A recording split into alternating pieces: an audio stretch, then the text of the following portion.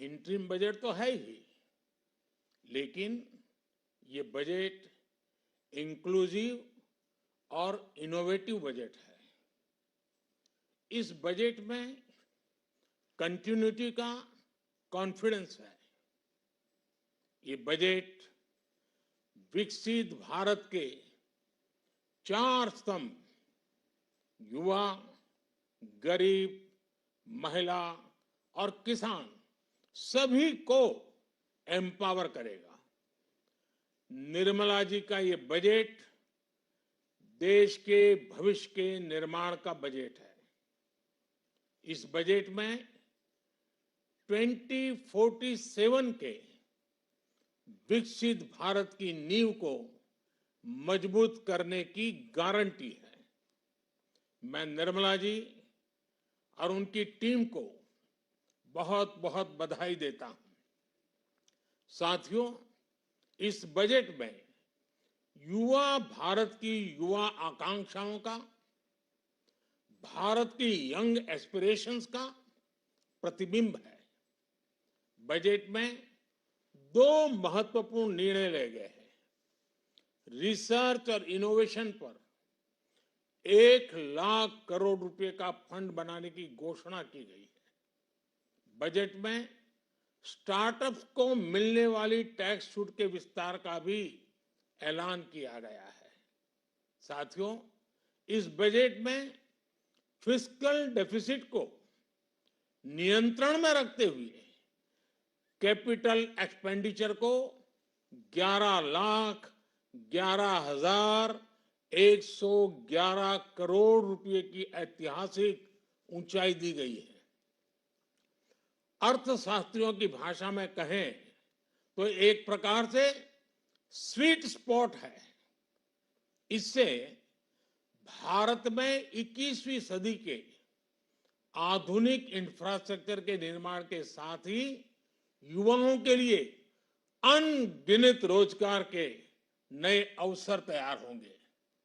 Budget में Vande Bharat standard की 40,000 आधुनिक बोगियां बनाकर उन्हें सामान्य यात्री ट्रेनों में लगाने का ऐलान किया गया है। इससे देश के अलग अलग रेल रूट पर करोड़ों यात्रियों में आरामदायक यात्रा का अनुभव बढ़ेगा। साथियों, हम एक बड़ा लक्ष्य तय करते हैं, उसे प्राप्त करते हैं और फिर उससे भी बड़ा लक्ष्य अपने लिए तय करते हैं।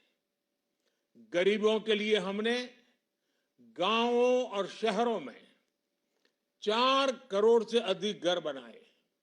अब हमने 2 करोड़ और नए घर बनाने का लक्ष्य रखा है। हमने 2 करोड़ महिलाओं को लखपति दीदी बनाने का लक्ष्य रखा था। अब इस लक्ष्य को बढ़ाकर 3 करोड़ लखपति दीदी बनाने का कर दिया गया है। आयुष्मान भारत योजना ने गरीबों की बहुत मदद की है। अब आंगनवाड़ी और आशा वर्कर, उन सबको इस योजना का लाभ मिलेगा। साथियों, इस बजट में गरीब और मध्यम वर्ग को एम्पावर करने, उनके लिए आय के नए अवसर बनाने पर भी बहुत जोर दिया गया है।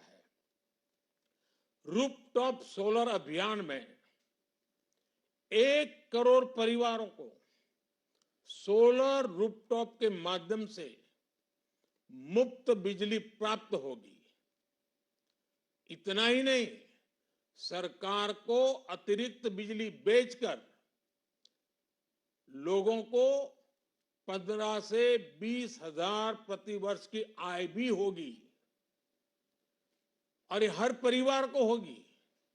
साथियों, आज जिस इनकम टैक्स रेमिशन स्कीम की घोषणा की गई है, उससे मध्यम वर्ग के करीब 1 करोड़ लोगों को बड़ी राहत मिलेगी।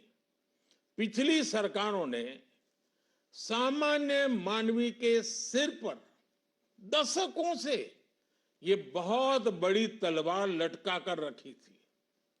आज इस बजट में किसानों के लिए भी बहुत महत्वपूर्ण और बड़े निर्णय लिए गए हैं।